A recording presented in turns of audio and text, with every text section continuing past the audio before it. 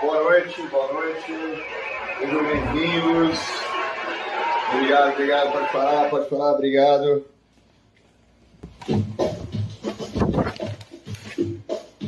E aí, pessoal?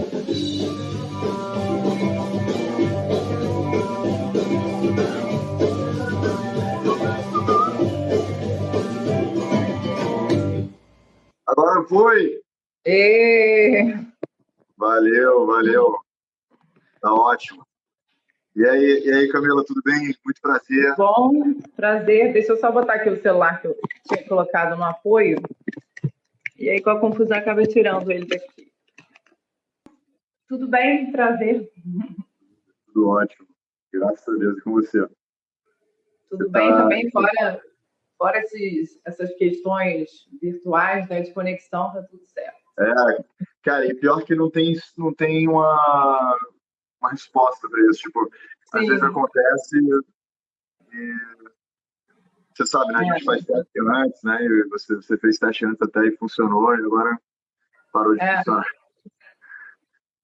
Mas tranquilo. E você tá no Rio de Janeiro? Tô no Rio. Você também, né? Eu tô no Rio também. Daqui amanhã vai fechar, né? Não sei como é que estão outras cidades exatamente, mas eu sei que cada um tá fazendo uma coisa diferente, né? Então estamos na véspera aí do fechamento agora. O lockdown, é verdade. É interessante que a gente tem um horário marcado para virar introspectivo, começar a olhar para dentro de si, né? Porque quando fecha tudo, você meio que é obrigado a fazer isso. Na verdade, depois que o Paulo Gustavo foi internado, eu fiquei mais assustada, assim. Estou aproveitando essa semana, eu fiquei bastante lockdown. Já antecipei o lockdown e vou permanecer, pelo menos até diminuir, né? Essa taxa está muito alta mesmo. Não sei quem é Paulo Gustavo, mas eu imagino que quando você vê mais perto de você, você começa a sentir mais, né? Paulo Gustavo, comediante. Eu não conheço, porque eu morei muito tempo fora. Ah, tá. Minha Mãe é uma Peça, você já assistiu? Nunca. Minha Mãe é uma Peça. Já, pô, muito bom, eu lembro disso, já, muito bom. Ele que faz ele que é o comediante, sim. Muito bom, maravilhoso. Eu vi ele no show. Muito legal. Maravilhoso. Então eu conheço, sim, só não lembrava do nome. Pô, que pena que ele pegou Covid, ele tá no UTI agora. Tá internado. Quer dizer, não sei notícias de hoje, mas até então estava se recuperando, mas tinha sido entubado. Ele que pena que ele dá alegria para tanta gente, né? Ele é um comediante tão com coração assim, né? Que você sente tanto a autenticidade, né? Calor humano dele. Então, uma pena mesmo. Melhoras para ele. Mas é isso, a gente sente mais as coisas quando estão perto da gente, né? Isso é bom e é ruim, né? Porque às vezes a gente não vê com uma perspectiva fria o suficiente e às vezes a gente não vê com calor suficiente. Se a gente está muito distante, né, de problemas, guerras na África, guerras no Oriente Médio, a gente não sente isso e fala, tem que ser assim mesmo e tal. Eu morei em Israel 3 anos, né? E lá você sente guerra muito perto. Você tem mísseis, né? Tem toque de recolher, e você tem que ir para bunker, né? E todos os apartamentos têm bunker dentro, então você tem uma porta dessa grossura, assim, né? Que você fecha assim, com muita dificuldade. Um dos quartos de todos os apartamentos tem uma coisa assim, então você sente o que é guerra, né? E o brasileiro, até o americano, não sabe de fato, né? O americano manda soldados para o Vietnã, para o Iraque, só que o americano dentro de lá não sabe muito o que é guerra de fato, né? Então isso é um problema recorrente. Quando a gente tem alguém perto da gente, a gente sente mais mesmo. Até porque se a gente for sentir todas as dores do mundo, a gente não consegue viver, né? Então, na verdade, a gente tem até que aprender a lidar melhor com as dores reais que acontecem perto da gente. uma questão de sobrevivência mesmo e ter qualidade de vida. Mas sobre os cuidados da quarentena, agora realmente a gente tem, eu acho que chegou finalmente naquele momento, né, mais crítico e não custa a gente reforçar um pouco os cuidados. Falando nisso, você falou pra gente... Infelizmente. É verdade, claro. Cada um se cuidar, né, da maneira que achar importante. Eu acho que isso em todos os momentos, né? Na pandemia, acho que a gente só se lembra o tanto que o mundo é perigoso. Porque, de fato, o mundo é sempre muito perigoso. E acho que vale a pena lembrar, às vezes. E a gente tem que, quando a gente não está nesses momentos, tem que entender que a gente está sendo abençoado, né? Porque a gente está sempre passível, né, a certas coisas. Mas só porque tá esfriando aqui o chá, você falou pra gente tomar um chai, assim, chai, né? Chai tea.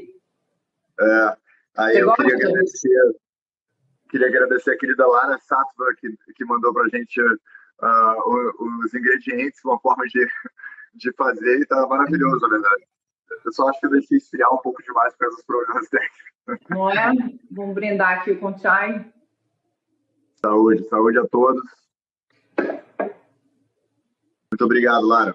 Vocês estão tomando chá também? Nossa, o pessoal da produção não sabia se eles estavam tomando. Então, assim, vamos falar um pouquinho das diferentes coisas que você faz para poder entender quem você é, que eu sei que você já trabalhou com coisas diversas, e para a gente ter uma introdução e poder explorar isso tudo da maneira mais profunda possível, porque eu estou ansioso para começar logo, mas eu não quero sair atropelando, entendeu? Porque de repente o público não vai acompanhar. Pode atropelar, não tem problema. Não, mas eu estou falando pelo bem do pessoal que está ouvindo aí, os nossos queridos amigos que estão ouvindo, poder se posicionar, né? Então, dar uma introdução sobre o jeito que você se vê e como é que você chegou nisso. Eu atualmente atuo como consteladora familiar, né? Ou sistêmica, como atualmente a gente chama, e terapeuta. E a minha base de trabalho é o subconsciente, né? Por 95% da gente está oculto aqui no subconsciente. Eu, desde sempre, eu tive uma grande curiosidade e, inicialmente, comecei a estudar essas terapias por uma questão de autoconhecimento, né? E para me curar. E, no final, acabei me tornando terapeuta. Antigamente, antes disso, de trabalhar como terapeuta, eu fui funcionária pública, trabalhei por 15 anos no mercado financeiro. Uau. Apesar de não ser um trabalho que eu não entendesse, não tivesse a capacidade de realizar, ele não me preenchia, né? Durante muitos anos eu fiquei na busca. Eu consigo simpatizar com isso. Eu trabalhei 7 anos no mercado financeiro e no ano passado eu parei para fazer isso que a gente está fazendo agora. Então, eu sou formado em hipnose, né? Que também mexe com o inconsciente bastante.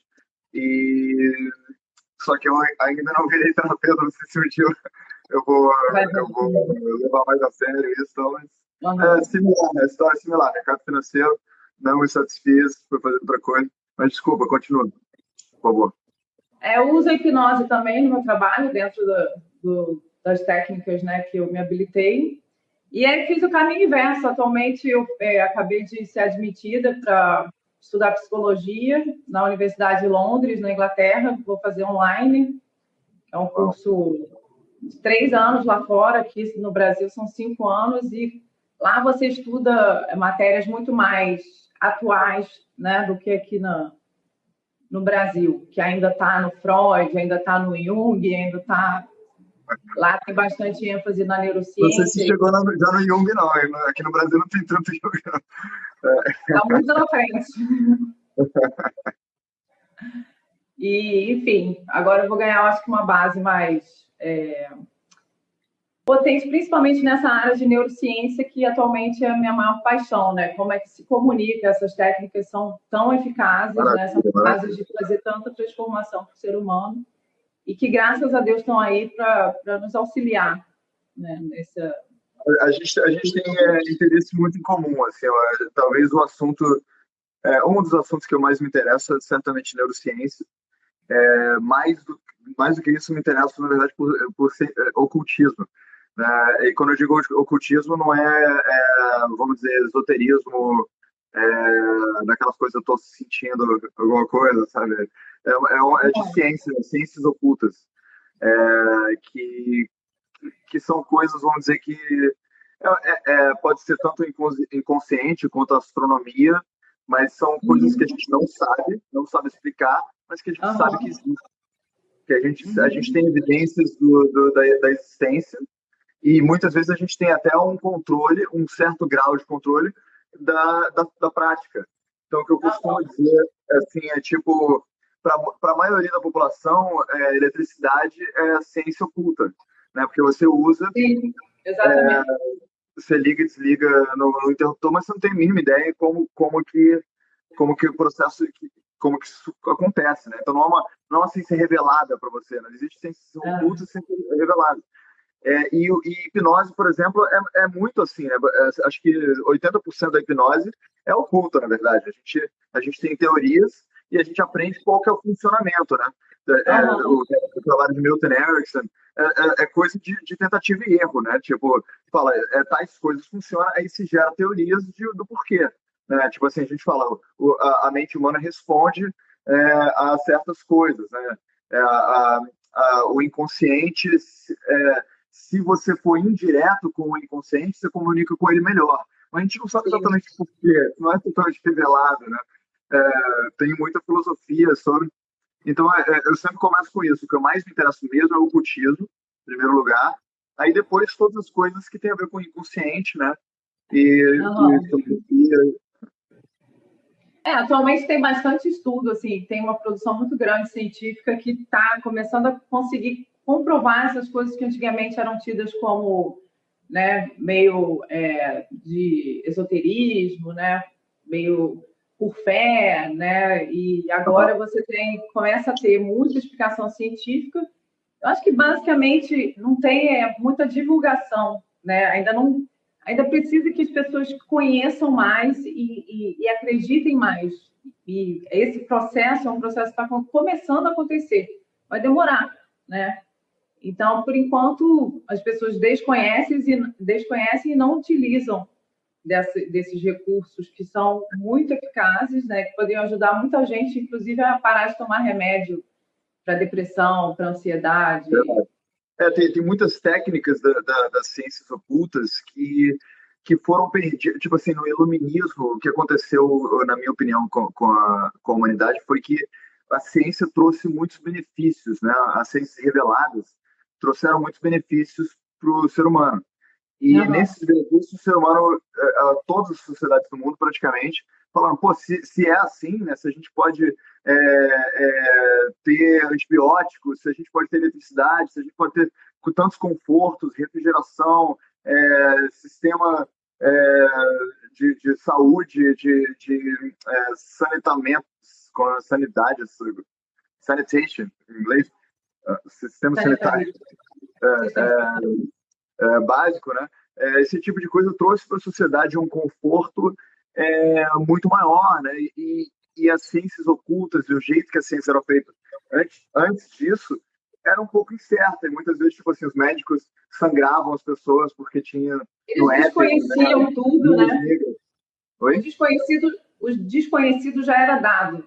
E a tentativa e erro, de repente, era mais usada. Inclusive, o uso do pêndulo, sabe o que é o pêndulo da radiestesia? Claro. Os médicos utilizavam o pêndulo para poder exercer o ofício. Todos eles aprendiam, né, para ajudar no trabalho. E depois foi proibido. Exatamente. Aí o que eu quero dizer com isso? É que a gente meio que... Tudo bem, no início rolou aquela parada tipo, pô, ciências reveladas é o que a gente tem que confiar, porque trouxe tantos benefícios, e realmente trouxe, e realmente a gente tem que confiar em mais, ou em certo grau, etc. mas aí a gente criou uma aversão muito grande às ciências ocultas. E eu acho que isso não veio só do fato dos benefícios da ciência. Isso só foi exacerbado. Por quê? Porque dentro do cristianismo já tinha muita resistência contra as ciências ocultas, né? O cristianismo foi muito castrador com as ciências ocultas, tanto que os alquimistas e os grandes cientistas, né, antes da ciência, trabalhavam todos em segredo, né? Giordano Bruno, Paracelsus, essa galera toda trabalhava em segredo. Aí o que eu acho que quando rolou uma justificativa para todo mundo fazer o lockdown nas ciências ocultas, na primeira oportunidade baniram mais do que a Igreja Católica tinha banido, porque até baniram as ciências ocultas que a Igreja Católica fazia também, né?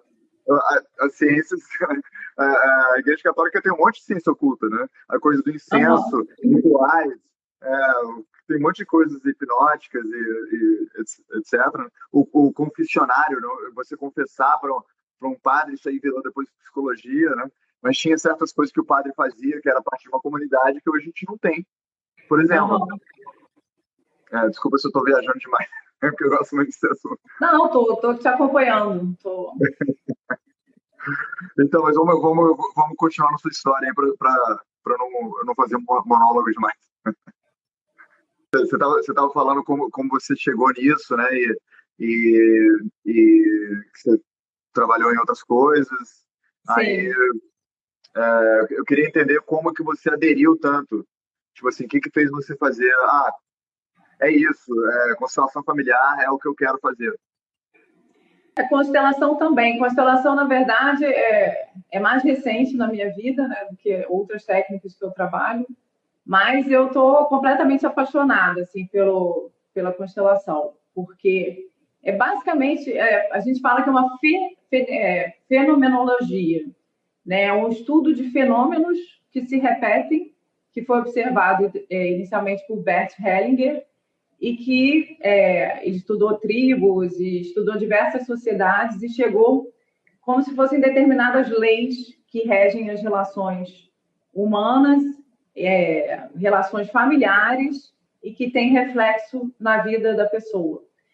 E eu considero como se fosse uma nova psicologia, porque realmente a teoria ela funciona muito e funciona muito mais do que uma teoria freudiana, por exemplo, para você entender determinadas limitações que uma pessoa vive no seu dia a dia, por exemplo, dificuldade de prosperar financeiramente, qual tipo de problema que essa pessoa passou, ou como se daria a solução, né, para ela perder essa dificuldade de repetir padrões em termos de, por exemplo, abrir uma empresa, fale, aí depois abre outra empresa, fale, e nunca consegue dar certo, sabe? Essas pessoas que parecem que sim.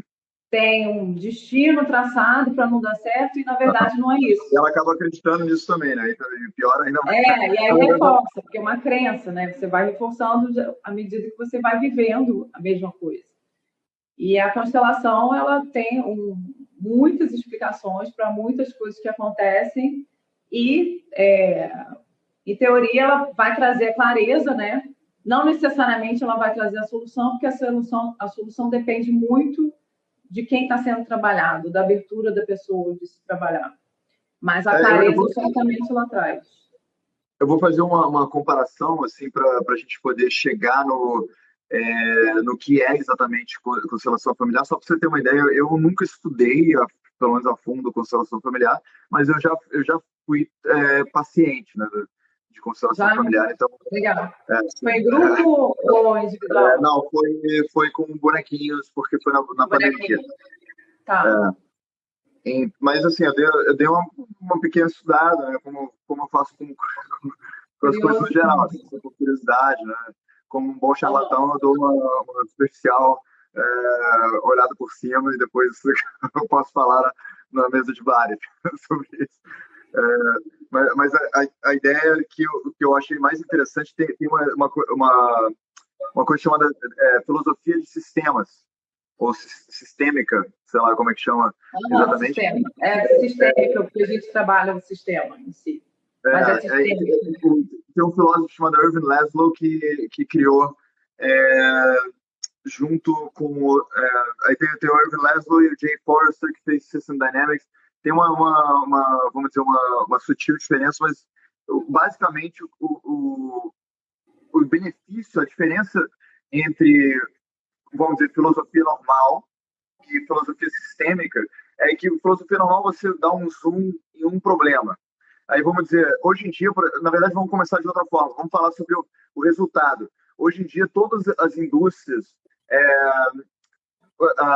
as startups, empreendedorismo, teoria de negócio, usa filosofia de sistemas. Por quê? Porque antigamente, quando você olhava para um problema dentro de um microcosmo separado do sistema do qual ele fazia parte, você tinha um monte de problemas que existiam dentro desse microcosmo, que não era por causa do microcosmo em si. Então você olhava para esse microcosmo, você analisava esse microcosmo e você não entendia ele de fato, porque você não via o sistema do qual ele fazia parte, né? Sim. E eu acho que a constelação familiar é a teoria de sistemas, né, a filosofia de sistemas, olhando para a psicologia, né?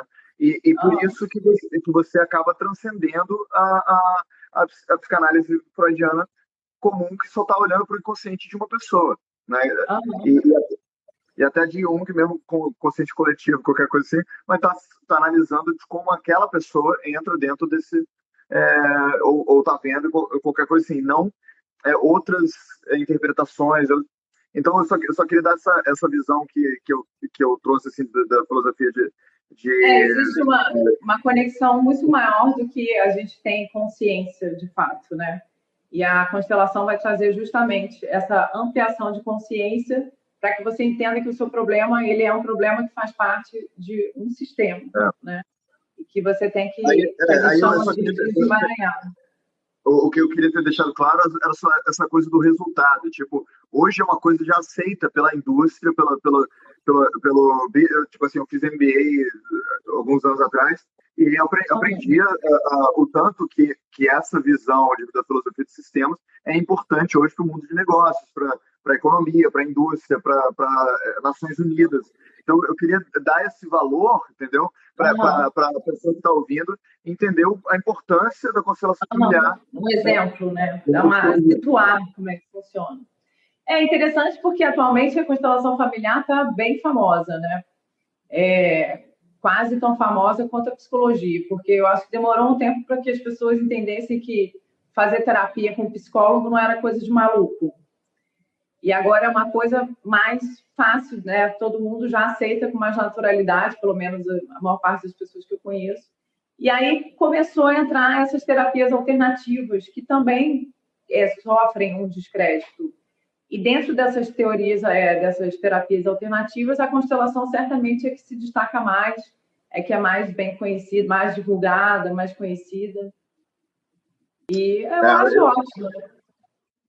Então, vamos entrar, então, em como funciona um pouquinho, só para quem não conhece, porque eu acho que vale um pouco de propaganda, entendeu? Porque, apesar de estar popular por um lado, como qualquer coisa hoje em dia no mundo da informação, muita gente sabe, mas muita gente nunca ouviu falar, né? Então, se puder dar uma introdução aí, ninguém melhor do que você. Olha, a princípio, eu acho que, como eu disse, né, a constelação ela é muito legal para trazer clareza para uma questão. E uma questão não é uma questão qualquer, é uma questão que é um padrão de repetição na vida da pessoa. Né? Uma coisa que ela vive, um problema que ela vive há muito tempo, e também pode incluir aí conflitos familiares.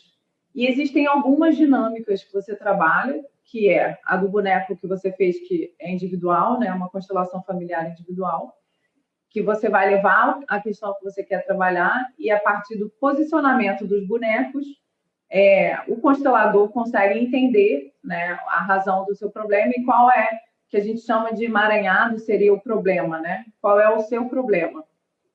E vai apontar para o seu problema e apontar, a gente fala de caminhos de cura, né, através das falas sistêmicas. Ou, por exemplo, eu conduzo um processo de meditação para que a sensibilidade, né, do movimento de cura seja maior. E a pessoa fica mais aberta, fica mais sugestível e, ao mesmo tempo, libere mais informações mais profundas para aí que entra o hipnose. Aí que entra o seu tipo de hipnose.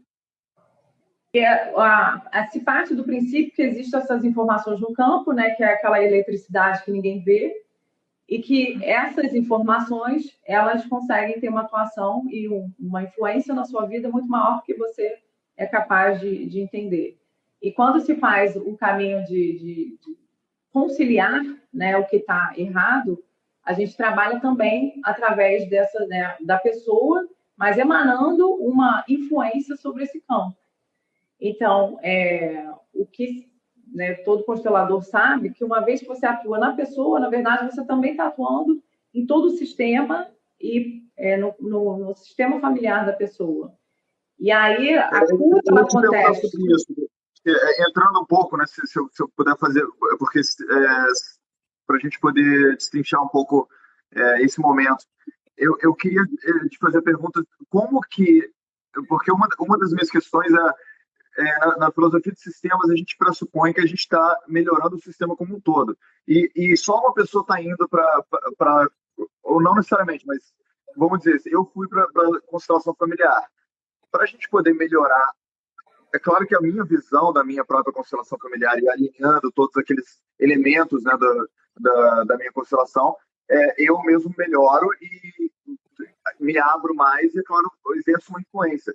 Mas não tem uma certa importância a família também participar, de certa forma, na prática também alinhar certas coisas? Olha, depende da questão que é problemática. Se for a mesma questão compartilhar, normalmente quando você melhora a sua questão, você também está melhorando. Por exemplo, você tem um conflito com o seu pai. No momento que você trabalha esse apaziguamento da sua relação com o seu pai, normalmente você vai descobrir a origem daquilo e vai atuar naquilo, você também está trabalhando o conflito que o seu pai teria com você. Se a origem for a mesma. Eu não sei se está sendo muito complexo. Entendi. Que vocês são como se fosse existe uma ressonância. Existe uma ressonância, né? Existe uma sintonia. Né? Vocês estão se mantendo, a dinâmica de vocês, junto com a dinâmica com o problema inicial, está se mantendo aprisionado, né? Você está aprisionado nessa dinâmica e para você poder se libertar, de repente seu pai também precisa se libertar junto. Porque ele não é... Você tem três grandes sistemas, né? Você tem o sistema individual, o seu sistema familiar e o grande sistema que a gente fala que é a humanidade, né? O sistema do mundo, da humanidade. Então, tudo depende de qual nível você vai querer, de qual nível é o seu problema, e aí, qual nível que é o seu problema vai reverberar numa solução maior ou menor. Tá? Se for um problema individual, você vai reverberar só na sua individualidade. Se for um problema familiar, como, por exemplo, na constelação em grupo, que todo mundo confunde como se fosse uma cerimônia espírita, que parece que as pessoas estão incorporando, né? E, na verdade, as informações que chegam para as pessoas que fazem parte da constelação em grupo são informações que estão disponibilizadas no campo e não tem nada a ver com o espiritismo. E normalmente, esses problemas são mais a ver com assassinato, que aconteceu 2 gerações depois, tem umas questões bem pesadas que a constelação em grupo ela trabalha melhor. E aí você consegue resolver o problema não só para a pessoa, mas para toda a família. Então, ninguém mais da família vai sofrer mais a consequência daquele evento. Só se uma pessoa participar? Você resolve da família inteira? Uma pessoa participar. Porque cada um é uma manipulação. Eu sei que parece maluquice, tá? Não, a ciência está chegando a uma explicação. Um dia vai ter uma explicação para isso, mas, por enquanto, não tem. Existe essa informação. Funciona, é que nem o botão da eletricidade. Funciona, você não está usando o que é. A gente já tem algumas comprovações iniciais com essa correlação do campo com o indivíduo ou do campo com o grupo, mas ainda está muito no início. Mas, de fato, como ela assim, eu estou morando no Rio de Janeiro agora, né? Eu morei 4 anos em Londres. E Londres todo mundo chega no horário e tudo. No Rio de Janeiro ninguém chega no horário nunca. Então o problema é grupal. Né? Tipo assim, o Rio de Janeiro inteiro está sofrendo alguma influência de alguma coisa que está fazendo todo mundo chegar atrasado. Se Não só deixa uma de pessoa ser. tiver uma familiar, o Rio de Janeiro inteiro vai melhorar isso? Isso que eu quero Não, entender. porque isso é um padrão Como é que funciona. cultural, né? Isso entra em outras questões. Ué, mas é a mesma coisa, né? A gente vamos dizer, pode ser um pouco mais complexo, mas também é sistêmico, né? Tipo, a gente está como um grupo, né, com certas patologias, né? Certos comportamentos. Sei lá, tipo assim, o Brasil e muitos países de hoje em dia tem uma orfandade, né? São órfãos, sentem um sentimento de órfão de liderança. E por isso que demagogia funciona tão bem. Por isso que o Trump ganhou eleições, por isso que o Bolsonaro ganhou, o Lula também. Tipo, o Lula é muito paizão, o Bolsonaro também está se colocando nessa posição. Líderes E obviamente carismáticos. o brasileiro... Oi? São os líderes carismáticos. Mas se coloca porque, já que a população está órfã, né, aí se colocam Sim. nessa posição, preenche essa posição. Mas isso é claramente uma patologia da população inteira. Aí eu estou te perguntando, será que a gente consegue... O processo de amadurecimento enquanto sociedade. Um processo de amadurecimento enquanto sociedade, muito mais profundo do que isso. A gente não chega atrasado ou não está com um presidente que não é o mais adequado para o nosso país. Eu estudei ciências sociais antes de economia, por isso que eu estou falando sobre isso. Mas, de qualquer forma, a gente passa por um processo de amadurecimento que faz parte de você eleger os líderes errados. Até chegar a hora que a população vai ter uma formação política e educacional, que ela vai ter capacidade de entender que eleger um líder carismático não necessariamente vai ser bom para o país, que é melhor eleger uma pessoa que tenha a habilidade de governar o país. Será que o trabalho de constelação familiar não consegue agir nesse nível? Não, será que isso não. A não ser que todos nós façamos constelação familiar e, na verdade, digamos que tudo na vida é complexo. A gente tem vários olhares. A gente está falando do olhar científico, do olhar político, do olhar enquanto sociedade, do olhar da psicologia, né? E as coisas se correlacionam e se integram e se influenciam. Mas você não é capaz de sanar uma pessoa e aí chegar no Brasil inteiro. A gente pode sanar algumas questões brasileiras, talvez trabalhando no país inteiro, fazendo uma constelação familiar com o país inteiro. Uma live de constelação familiar. E a cura vai se processando sim, tá? Cada pessoa que se trabalha, ela melhora e ela melhora a sociedade como um todo, porque é menos uma pessoa eu tô fascinado por essa questão. Tipo assim, será que a gente consegue contribuir? Porque esse estudo da constelação familiar é muito eficaz, assim, funciona. Eu fiz e para mim foi realmente, tipo, aquela coisa, fiquei aos prantos, chorando, assim, de olhar a camisa, né? Tipo, e não conseguir falar, né? Aquela coisa, tipo, tava tão preso que é inefável, né? Tipo, a coisa tava num lugar tão escondido, né? Que você não consegue, de fato, verbalizar aquela dor, né? Aquela disfunção, né? Tipo, porque esse é o conceito, né? Que você é como se você tivesse um bloqueio. Tem um bloqueio, é tipo um sistema hidráulico e aí tem um bloqueio no sistema hidráulico, aí tá saindo água para todo lado. Aí você tenta tapar o buraco várias vezes e não consegue, né? E você não vê que tem aquele bloqueio. No momento que você tira aquele bloqueio, vai. Aí, verdade. Fora a constelação, eu trabalho também com uma coisa chamada acupuntura emocional sem agulhas. E o princípio do funcionamento da acupuntura emocional é justamente repor a sua energia, né? Circulando, é como se fosse um bloqueio, né? Toda emoção negativa gerada de um trauma que a gente sente, com origem de um trauma, é um bloqueio energético no nosso organismo. E à medida que você estimula pontos meridionais através dos dedos, tá? Que é uma acupuntura emocional sem agulhas, você libera essas dores, esses traumas, e é como se fosse esse sistema hidráulico que você falou, exatamente isso. A constelação, ela funciona de uma forma um pouco diferente, tá? Eu acho que ela não soluciona tudo, ela não é solução para tudo, mas ela, quando existe um problema que é pertinente para a constelação familiar, ela realmente é muito boa. É um instrumento muito bom de cura e de autoconhecimento, certamente. Outra pergunta que eu tinha é por que chama constelação familiar e não psicologia sistêmica, que seria não só tipo porque constelação familiar tem uma entonação meio New Age, né? Tipo, parece um pouco esotérico pelo que eu vejo é meio que psicologia sistêmica, né? Não necessariamente você está analisando só a sua família, né? Você está analisando outros agora aspectos. A gente chama de constelação sistêmica. Olha, tá, aí tem que perguntar para o Bert Hellinger por que é constelação familiar e não.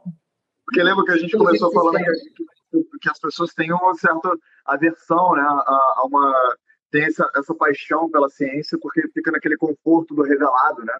Naquele coisa, não, eu estou no controle, tudo que eu acredito é o que eu conheço. Muito ateu começar para todo dia. Para mim é muito desconfortável você ter problema sem solução, né? E você vê tantas pessoas passando por questões emocionais seríssimas, inclusive às vezes não tão sérias, mas que te desviam de uma vida feliz, e você não usar um recurso porque você não tem comprovação científica, mas você tem comprovação na prática, na sua vida, isso eu não consigo entender, né? Eu sempre fui, a despeito da explicação científica, se funcionava, eu comecei a estudar, comecei a aderir, e para mim é o que importa. É claro que a ciência ela ainda não está, ela nunca investiu realmente para investigar o funcionamento, e talvez ela nem tivesse evoluído o suficiente para conseguir trazer essas justificativas científicas. E agora a gente chegou num ponto de maturidade da ciência que eu acho que vai começar a vir essas explicações. Total. Aí essa coisa, eu acho que, na verdade, antes de eu voltar para aquele outro assunto, eu queria aprender mais sobre qual era o nome mesmo da coisa das energias. Acupuntura emocional sem agulhas. Isso aí. Eu queria entender melhor como que isso é possível, tipo assim, quais são os resultados disso, como que você mede se a coisa está acontecendo ou não, se está funcionando. Nada melhor do que explicar do que colocando um exemplo, né? Digamos que você tenha sofrido um acidente e antes desse acidente você não tinha medo de dirigir, um acidente de automóvel, tá? Antes desse acidente você não tinha medo de dirigir. E depois desse acidente você passou a ter fobia de direção. Ou seja, você vivenciou uma emoção tão forte que aquilo ficou gravado no seu sistema e te desviou do seu caminho natural, que é de viver a sua vida normal, né? E é você fazendo isso, nesse caso específico, em menos de uma hora, é possível liberar o seu trauma, porque é associado a apenas um evento. Mas na hipnose vida... é assim. A hipnose ela ressignifica. A hipnose utiliza a própria capacidade humana de dissociar ou, né, ressignificar um evento. A acupuntura não, ela libera aquela emoção simplesmente. É como se a emoção... É tipo terapia de grito, por exemplo. Tipo, terapia de grito. Já viu terapia de grito? Quer dizer, você libera certas cargas emocionais e por isso você... Eu não sei, eu não conheço terapia de grito. Mas a acupuntura é o mesmo princípio que a acupuntura, só que você vai atuar de uma forma diferente. Porque a acupuntura você deita, coloca as agulhas e aquilo vai trabalhando o seu sistema de uma forma interessante. randômica. Você tem certos canais energéticos, tipo a acupuntura, né?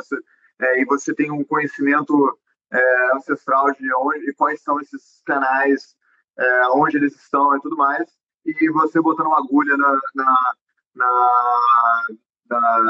no ouvido, você pode consertar uma dor que você tem no tornozelo, né, por exemplo. Porque você sabe que o sistema que começa aqui está ligado no tornozelo e você sabe que em toda a sua face você tem raízes de canais que estão ligados ao corpo inteiro. E óbvio que você pode expandir isso também para o resto do corpo, para, como é que chama? A coluna vertebral, né, que tem muitos centros de chakra e tudo mais. E aí você faz uma coisa parecida com essa ideia da acupuntura, só que sem agulhas. Exatamente qual que é a agulha metafórica no seu caso? São os dedos. Você faz estímulos e pontos meridionais.